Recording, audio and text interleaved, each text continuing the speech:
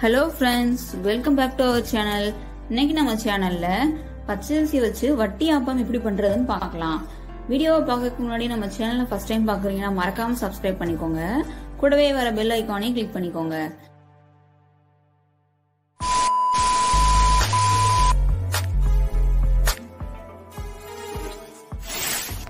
நான் 200 கிராம் பச்சரிசியை கழுவி ஊற வச்சு எடுத்து வச்சிருக்கேன். 200 கிராம் அளவு நாட்டு சக்கரை, சின்ன சைஸ் தேங்காவை வந்து நல்லா கட் பண்ணி எடுத்து வச்சுக்கோங்க. ஒரு 4 சின்ன ஏலக்காய் வந்து சேர்த்துக்கலாம். இப்ப நம்மளோட அரிசி, ஏலக்காய், தேங்காய் இது மூணையுமே வந்துட்டு நல்லா கிரைண்டர்ல போட்டு அரைச்சுக்கோங்க. மிக்சியிலேயே உங்களால அரைக்க முடியினாலும் அரைச்சுக்கோங்க.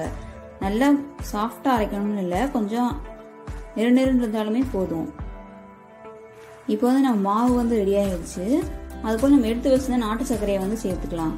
நீங்க சர்க்கரை பிடிக்குன்னு நினைச்சீங்கன்னா சர்க்கரையை கூட சேர்த்துக்கலாம். உங்களுக்கு வெள்ளையா வேணுமா நீங்க சர்க்கரை சேர்த்துக்கலாம். நான் நாட்டு சர்க்கரை வந்து சேர்த்துருக்கேன். இப்போ இது எல்லாத்தையுமே வந்துட்டு நல்லா மிக்ஸ் பண்ணி விட்டுக்கோங்க. சர்க்கரை எல்லா இடத்துலையுமே படுற மாதிரி நல்லா மிக்ஸ் பண்ணி விட்ட அப்புறமா இதுக்கு தேவையான அளவுக்கு வந்து நம்ம வந்து உப்பு சேர்த்துக்கலாம்.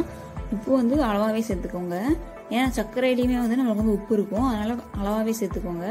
இதையும் சேர்த்து நல்லா மிக்ஸ் பண்ணி விட்டு இது ஒரு 10 நிமிஷம் வந்து அப்படியே வச்சிருங்க. 10 நிமிஷம் அடுத்து வந்து நம்ம வந்து எடுத்து இதை ஆவியில வேக வைக்கலாம்.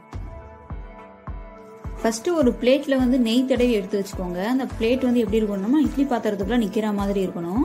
இப்போ அந்த பிளேட்ல வந்து நம்ம ரெடி பண்ணி வச்சிருந்த அந்த மிக்சரை வந்து ஊத்திக்கலாம். இதை வந்து ஊத்திட்டு ஒரு 15 நிமிஷம் வந்து இட்லி பாத்திரத்துல வச்சு வேக வைக்கணும். இது நல்லா வெந்த அப்புறமா வெளியே எடுத்துக்கலாம். இப்போ இது வந்து நல்லாவே வெந்துருச்சு.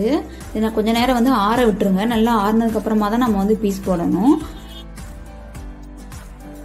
இப்போ இது உங்களுக்கு என்ன டிசைன் பிடிக்குமோ அந்த டிசைன்ல கட் பண்ணிக்கோங்க. அவ்வளவுதான், நம்மளோட வட்டி ஆப்பம் வந்து ரெடி ஆயிருச்சு. நீங்களும் வீட்டில் ட்ரை பண்ணி பாருங்க. டேஸ்ட் எப்படி வந்துச்சுன்னு கமெண்ட் பண்ணுங்க. தேங்க்ஸ் ஃபார் வாட்சிங்.